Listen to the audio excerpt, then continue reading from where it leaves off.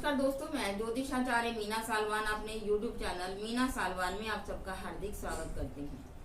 कल 24 अक्टूबर 2021 को सुहागिनों का सबसे बड़ा त्योहार करवा चौथ है और करवा चौथ के इस उपलक्ष्य में आज मैं एक वीडियो बना रही हूँ जिसमें करवा चौथ की विधि, पूजा विधि के बारे में बताऊंगी, चंद्र दर्शन का समय बताऊंगी और पूजा में जो कहानी कही जाती है उसको बताऊंगी और उस कहानी में जो गीत गाया जाता है जो कि पंजाबी में गीत है उसको भी मैं आपको सुनाऊंगी। और बहुत सुंदर गीत है, बहुत सुंदर कहानी है। जो आपने YouTube के ऊपर जो कहानी सुनी होंगी उनसे हटके कहानी है। ये कहानी हमने अपनी दादी और नानी से सुनी है, लेकिन आज मैं आप लोगों के सामने शेयर करूंगी। बहुत सुंदर कहानी है। हो सकता है पंजाब के जो लोग हैं वो लोग इसी कहानी को गाते हैं और इसी जो सॉन्ग है, जो गाना है, उसको गाते हैं। बहुत ही सुंदर है। तो इस कहानी और इस सुंदर गीत को सुनने के लिए मेरे साथ इस वीडियो के अंत तक अवश्य बने रहें। अब हम प्रारंभ करते हैं करवा चौथ की कहानी के बारे में, लेकिन उससे पहले आपसे निवेदन है कि मेरे चैनल को ज्यादा से ज्यादा लाइक, शेयर और सब्सक्राइब कीजिए। स्पेशल बेल आइकन को आप जरूर दबाएं ताकि मेरी आने वाली नोटिफिकेशन आप तक पहुंच सके। कार्तिक माह की चतुर्थी तिथि को सुहागिनें अपने पति की लंबी आयु और उनके अच्छे स्वास्थ्य के लिए व्रत रखती हैं।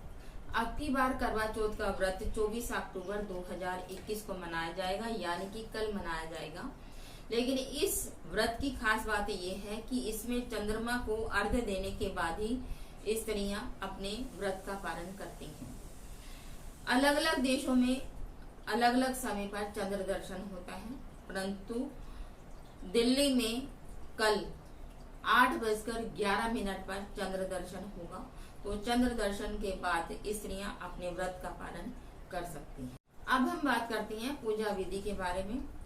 कल यानी कि रविवार को करवा चौथ वाले दिन आप प्रातः सुबह 4 बजे उठें, नहा धोकर स्वच्छ वस्त्र धारण करें और अपने मंदिर में जाकर अपने भगवान के सामने व्रत का संकल्प लें।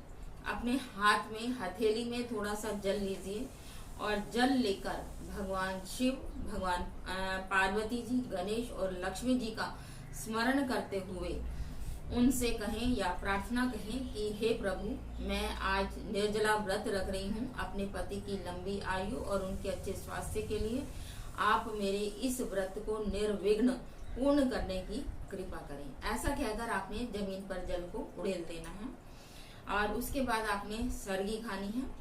और सरगी के बाद सारा दिन आपके मन में जो आए वो आप कार्य कीजिए, जैसा भी आपको समय बिताना है। संध्या के समय आप 16 श्रृंगार करें, अच्छे से तैयार हों और मोहल्ले की औरतों के साथ आप पूजा करने के लिए बाहर जाएं, या घर पर ही जो स्त्रियां घर पर करती हैं वो घर पर भी कर सकती हैं। लेकिन जो पंजाबी औरतें हैं वो खासकर क्या करती हैं, बाहर पार्कों में जाती हैं और वहां पर सभी के साथ मिलके इस त्योहार को मनाती हैं।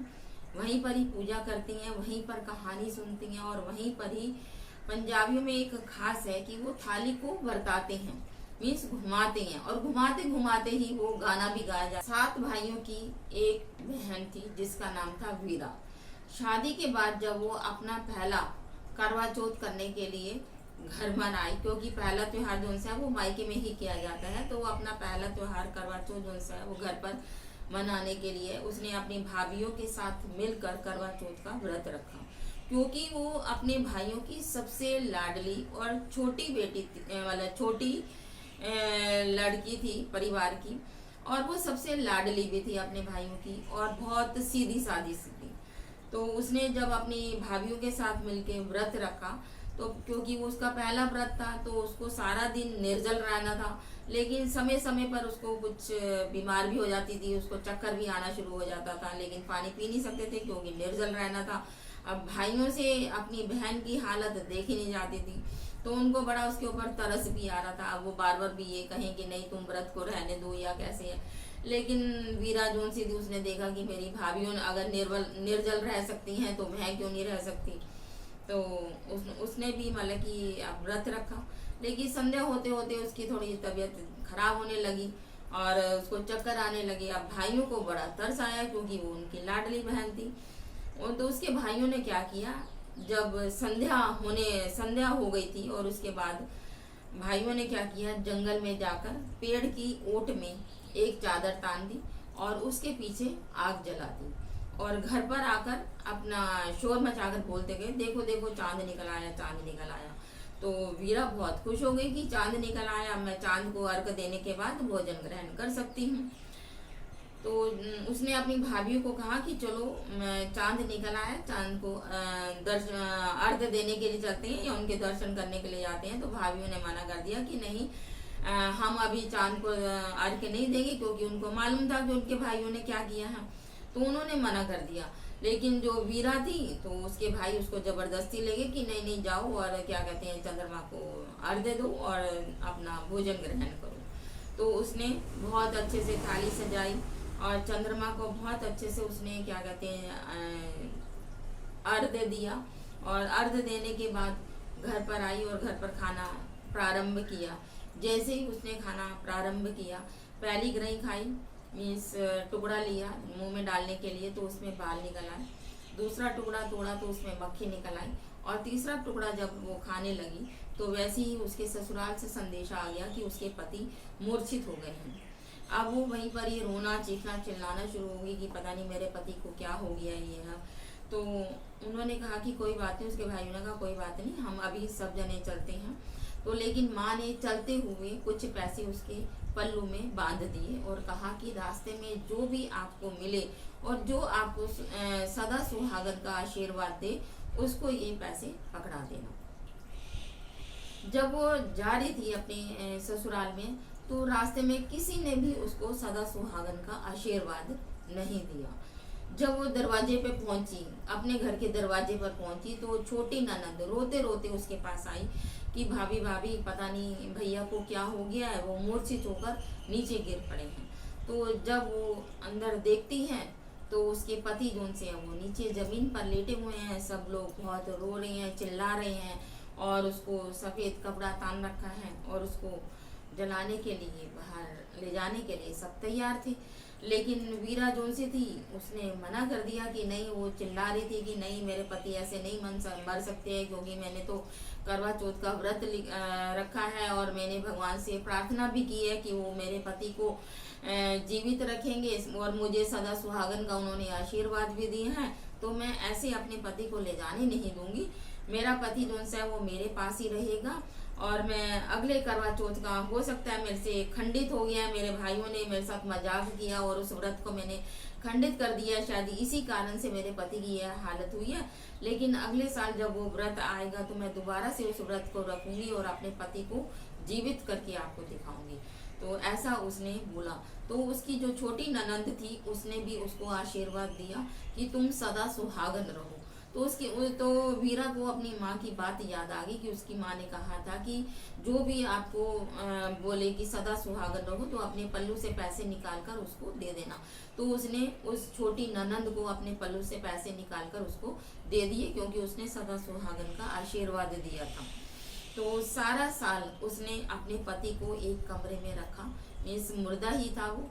तो उसने अपने पति को वहां पर रखा क्योंकि वीरा का विश्वास था कि मेरा पति अवश्य जीवित होगा, मेरे से व्रत जोन सा वो खंडित हुआ है, इसीलिए इसकी हालत ऐसी हुई है। लेकिन भगवान ने मुझे सदा सुहागन का और मेरी ननंद ने मुझे सदा सुहागन का आशीर्वाद दिया, तो मैं सुहागन तो रहूंगी ही और सुहागन बन के दिखाऊंगी। तो सारा साल वो अपने पति को एक कमरे में बंद करके वहां पर अपने पति के साथ ही रहती थी और उसकी खूब सेवा पानी करती थी, मतलब साफ सुथरा रखती थी उस शव को। एक तरीके का शव ही था वो, तो उसको बहुत साफ रखती थी। लेकिन परिवार के लोग उसको बार बार उसको गुस्सा भी करते रहते थे कि ये क्या मतलब कर रहे हो, ऐसा नहीं होता है। तो मोहल्ले के भी लोग बहुत गलत बोलते थे। लेकिन वीरा को अटूट विश्वास था अपने भगवान पर और अपनी श्रद्धा पर अटूट विश्वास था।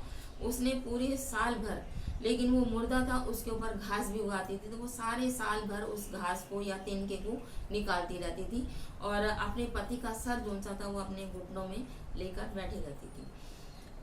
ऐसे करते करते पूरा साल बीत गया। जब करवा चौथ का दिन आया तो नीचे से उसको आवाज आई कि करवे ले लो, करवे ले लो, करवे ले लो।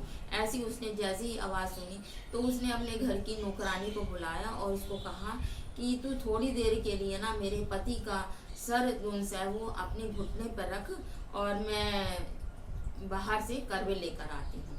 तो नौकरानी ने ऐसे ही किया और वो उसके तिनके भी निकालती रही। तो जैसे ही वो आखिरी तिनका उसने निकाला और वैसे ही वो जो मुर्दा था, जो वीरा का पति था, वो उठकर खड़ा हो गया। अब उसने देखा कि जो स्त्री मेरे सामने है और उसके घुटने पर मैंने सर रखा हुआ है, तो उसने सोचा कि यही मेरी पत्नी है, क्योंकि साल भर भी हो गया था तो कुछ उसको सूरत याद भी नहीं थी। तो उसने सोचा कि यही मेरी पत्नी है। तो बहुत अच्छे से वो आपस में घुल घुल के बातें करने लग पड़े। नीचे से वीरा जब करवे वगैरह लेकर आई, सारा पूजन सामग्री वगैरह लेकर आई कि पूजा की तैयारी करनी है, क्योंकि आज करवा चौथ है। तो वो देखती क्या है कि उसके पति और वो नौकरानी बहुत अच्छे से घुल मिल कर बातें कर रही हैं। और जब उसका पति, जब वो वीरा अंदर कमरे में आई तो उसके पति ने कहा कि ये कौन है। नौकरानी से पूछा कि ये कौन है। तो नौकरानी जो कि चालबाज थी, धोखेबाज थी, उसने कहा कि इसे तो कुछ याद नहीं है, ना इसको इसकी अपनी पत्नी की शक्ल याद है। तो उसने कहा कि ये हमारे घर की नौकरानी है। तो ऐसा बोला उसने। वीरा को बहुत अजीब लगा कि भी इसने ऐसे बोला, क्योंकि वो नौकरानी थी और वो रानी थी। तो लेकिन अब उसको समझ में आ गया कि मेरे साथ तो बहुत बड़ा धोखा हो गया है, नौकरानी मेरे साथ बहुत बड़ा धोखा कर दिया है। मेरे पति को तो मेरी शक्ल याद नहीं है। अब वो कुछ कर भी नहीं सकती थी। लाख समझाने के बाद भी उसको किसी के ऊपर यकीन नहीं आता था, उसके पति को।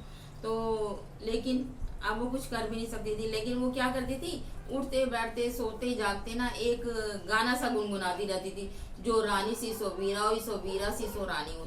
अब जो राजा था वो कहते कि हर वक्त ये क्या गाती रहती है, अपनी पत्नी से बोलते हैं कि ये वीरा हर वक्त क्या गाती रहती है, जो रानी सी सो गोली हुई, सो गोली सी सो रानी हुई।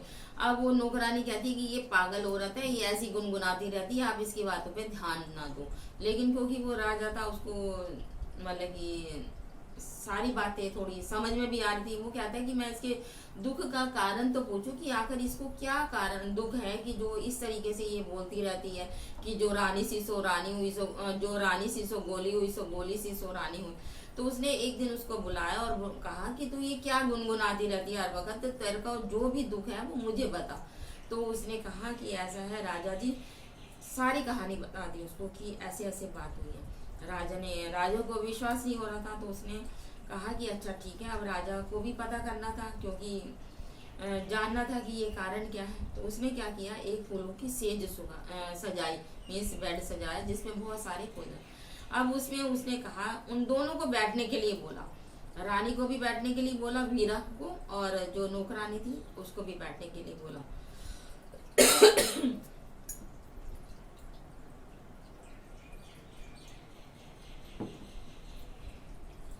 तो जो रानी थी उसको तो बैठने का सलीका आता था वीरा, क्योंकि वो अच्छे परिवार से थी, अच्छे खानदान से थी, और क्योंकि उसकी अच्छे घर में शादी हुई थी, राजा के साथ शादी हुई थी, उसको तरीका भी आता था कि कैसे फूलों की सेज पर बैठा जाता है। लेकिन जो वीरा थी वो नौकरानी थी, जो नौकरानी थी उसको बैठना नहीं आता था। तो वो जब बेड के ऊपर चढ़ी तो राजा को फौरन समझ के आ गया कि ये जो रानी है और वो ये जो नौकरानी कौन सी है, ये नौकरानी है। जो जिसको नौकरानी बोला था वो रानी है, और जो रानी है वो नौकरानी है।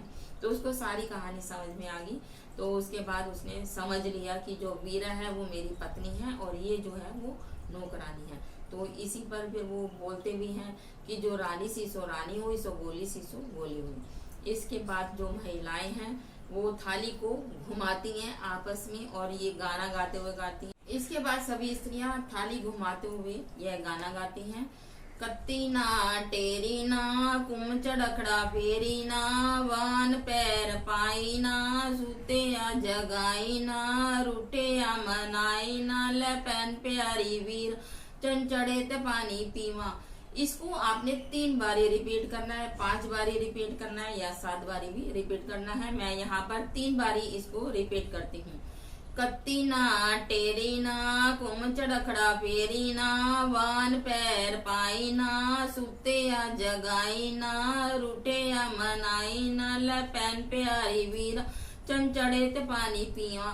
जब ये थाली का एक राउंड पूरा हो जाता है तो जिस स्त्री की थाली होती है वो उसी के पास ही आ जाती है और उस थाली को वो चूमते हैं और फिर दोबारा से गाने को स्टार्ट करते हैं।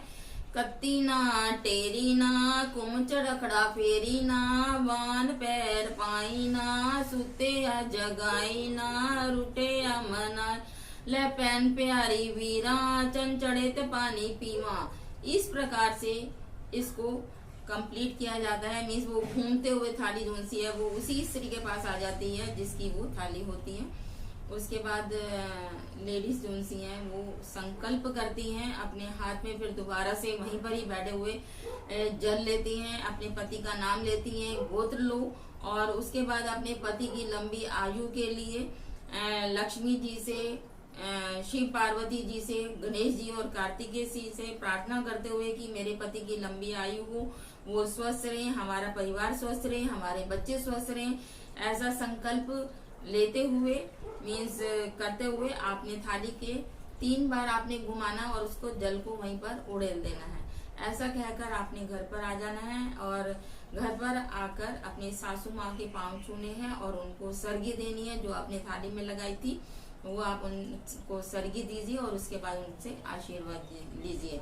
रात्रि के समय चंद्र को अर्घ्य दें। जो आपने लोटा भरा हुआ था जब आप पूजा कर रहे थे, करवा कर रहे थे, उसी लोटे में आप कच्चा दूध मिश्रित कीजिए, जल, थोड़ा सा गंगा जल, थोड़ी सी चीनी और थोड़ी सी चावल आप मिक्स कीजिए और उससे आपने चंद्रमा को अर्घ्य देना है। और ओम श्राम श्रीम चोम स चंद्रमा से नमः इस मंत्र का उच्चारण करते हुए आपने चंद्रमा को अर्घ्य देना है।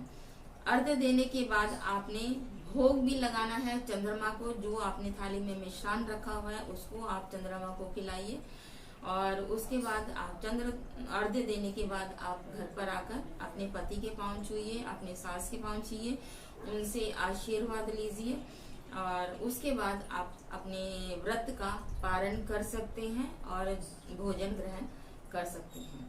उम्मीद है आपको मेरी यह वीडियो बहुत पसंद आई होगी। अगर आपको यह मेरी वीडियो पसंद आई है तो लाइक, शेयर और सब्सक्राइब करना बिल्कुल भी ना भूलिए। इसी प्रकार की और जानकारी मैं आपके सामने लेकर आती रहूंगी। तब तक के लिए जय श्री कृष्ण।